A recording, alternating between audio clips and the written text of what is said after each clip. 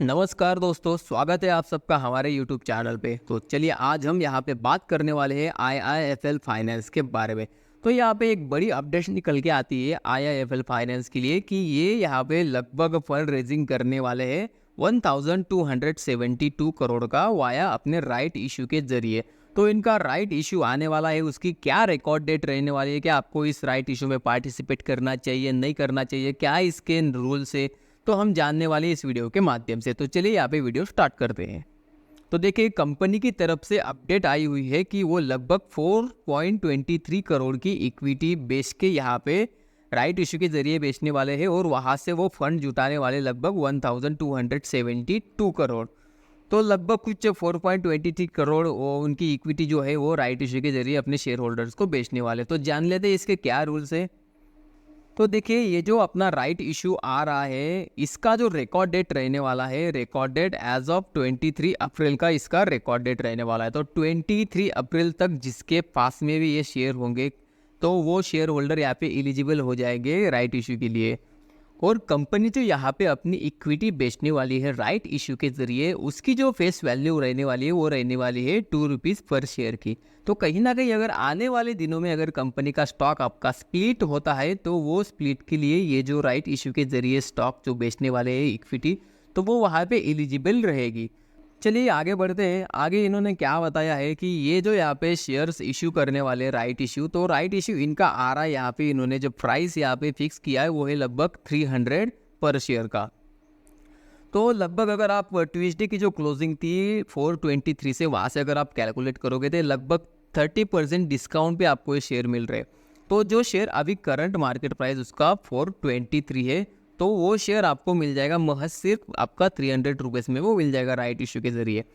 तो यहाँ पे जो है राइट इशू आपका इनका ओपन रहने वाला है 30 अप्रैल से लेके 14 मई तक, ये राइट इशू इनका ओपन रहने वाला है।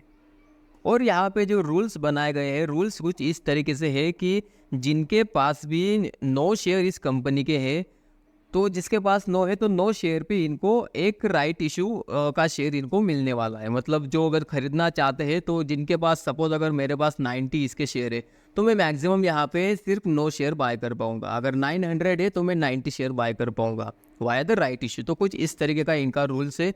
और क्लियर कट यहाँ पे बताया गया है कि जो एग्जिस्टिंग शेयर होल्डर है बस वही यहाँ पे एलिजिबल है इस राइट इशू में पार्टिसिपेट करने के लिए।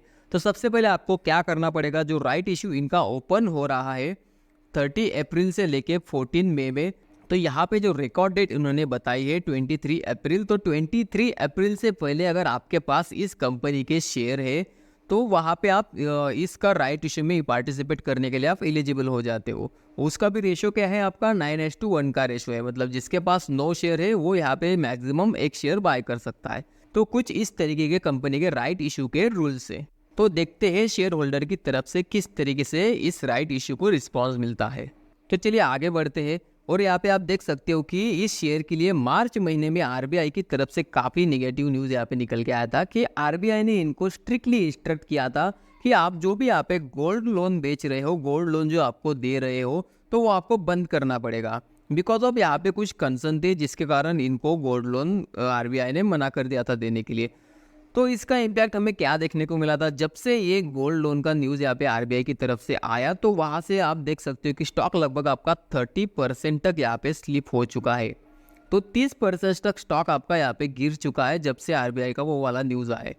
और यहाँ पे कई सारे एनालिस्ट के हिसाब से उन्होंने कहा है कि लगभग 25% of IIFL finance consolidate profitability ये लगभग निकल के आती है इनके गोल्ड लोन से। अब ये रेवेन्यू नहीं है, ये है इनकी प्रॉफिटेबिलिटी। तो कहीं ना कहीं 25% ऑफ प्रॉफिट का जो हिस्सा है वो लगभग इनका आता था गोल्ड लोन से। तो कहीं ना कहीं कंपनी के लिए काफ़ी निगेटिव न्यूज़ यहाँ पे आरबीआई की तरफ से आई हुई थी, जिसके कारण स्टॉक आपका 30% यहाँ तक अभी तक अच्छा खासा करेक्ट हो चुका है। और अभी लगभग जो ट्यूसडे की क्लोजिंग थी वो थी आपके 423 के आसपास में। तो अभी देखते हैं कि स्टॉक किस तरीके से रिएक्ट करता है इस राइट इशू वाले नोटिस को। क्या है स्टॉक आपका यहाँ से अपसाइड में जा सकता है, किस तरीके से प्राइस एक्शन बन रहा है, तो पूरा हम यहाँ पे देखने वाले हैं प्राइस एक्शन वाले सेक्शन में। तो चलिए फ्रेंड्स, अभी हम इनका वन डे टाइम फ्रेम पे डिस्कशन कर लेते हैं कि किस तरीके का प्राइस एक्शन ये stock one day time frame पे बना रहा है। तो आप यहाँ पे देख सकते हो कि मार्च महीने में ये जो इतना बड़ा गैप यहाँ पे पड़ा हुआ है, तो यहाँ पे स्टॉक कोई स्प्लिट वगैरह नहीं हुआ था। यहाँ पे जो आरबीआई की न्यूज़ थी तो उसके कारण क्या हुआ, स्टॉक आपका लगभग 600 से डायरेक्टली यहाँ पे 400 के नीचे तक यहाँ पे स्लिप हो गया था सिर्फ 2 दिन के अंदर में। आप देख सकते हो यहाँ पे काफ़ी तगड़ी तरीके से लोअर सर्किट यहाँ पे लगा हुआ था। और हाल ही में जो आपका स्टॉक है लगभग 320 के आसपास में कहीं इसने अच्छा खासा बेस बना के यहाँ से थोड़ी बहुत हमें बाइंग भी देखने को मिली हुई है। तो थोड़ा सा ये रिट्रेसमेंट आप इसको बोल सकते हो। और यहाँ पे अभी फ़िलहाल के लिए लगभग ये रेजिस्टेंस ले रहा है 450 के आसपास में कहीं। तो आने वाले दिनों में अगर ये 450 के ऊपर अगर स्टॉक अगर निकल जाता है तो उस केस में थोड़ी बहुत बाइंग हमें यहाँ पे देखने को मिल सकती है। बिकॉज टेक्निकली अगर कोई रेजिस्टेंस टूटता है तो थोड़ा बहुत उसका इम्पैक्ट हमें देखने को मिलता है। लेकिन भूलना बिल्कुल भी नहीं है, यहाँ पे काफ़ी एग्रेसिवली गिरावट हमें देखने को मिली हुई थी। अब आप यहाँ पे देख सकते हो किस तरीके से स्टॉक डायरेक्टली 2 दिन में डाउनसाइड आया हुआ था। तो जो लोग ऊपर में लेके फंसे हुए हैं वो लोग कहीं ना कहीं स्टॉक जैसे ही बढ़ेगा वो वहाँ पे सेल करने के लिए आ सकते हैं। तो कहीं ना कहीं स्टॉक बीच में कहीं भी रेजिस्टेंस ले सकता है। तो ये किसी भी तरीके का आपको बाय या सेल रिकमेंडेशन बिल्कुल भी नहीं है।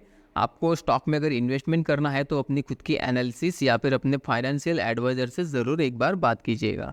अभी टेक्निकल एनालिसिस के हिसाब से 450 के आसपास इसका रेजिस्टेंस है। रेजिस्टेंस के पास में सपोज ये अभी ट्रेड कर रहा है। और रिसेंटली इसने जो यहाँ पे सपोर्ट लिया हुआ था, सपोर्ट इसका है लगभग 400 के आसपास में इसका सपोर्ट निकल के आ रहा है। तो देखते हैं स्टॉक कौन से साइड में ब्रेकआउट ब्रेकडाउन करता है। लेकिन अगर फिलहाल अगर आप यहाँ पे बात करोगे तो न्यूज़ का इम्पैक्ट तो हमें यहाँ पे कुछ खास देखने को नहीं मिल रहा है। जो ऑलरेडी इम्पैक्ट आ चुका है, जो 400 के आसपास में आपका स्टॉक था, शायद मंडे के दिन था, तो वहाँ से आप देख सकते हो अच्छा खासा स्टॉक आपका मोमेंटम ऑलरेडी दे चुका है। मतलब न्यूज़ बाहर आने से पहले ही स्टॉक ने आपको मोमेंटम दे दिया है। तो यहाँ पे आपको वेट एंड वॉच ही करना यहाँ पे बेटर रहेगा। तो चलिए फ्रेंड्स, ये थे आपकी IIFL फाइनेंस के बारे में जो अपडेट थे आपको बता दिया। तो ऐसे ही इंटरेस्टिंग अपडेट्स के लिए प्लीज़ हमारे चैनल को सब्सक्राइब करके रखिएगा। और अगर वीडियो आपको अच्छी लगी होगी तो एक लाइक ज़रूर कर दीजिएगा। तो चलिए आज के लिए बस इतना ही, मिलते हैं नेक्स्ट वीडियो में।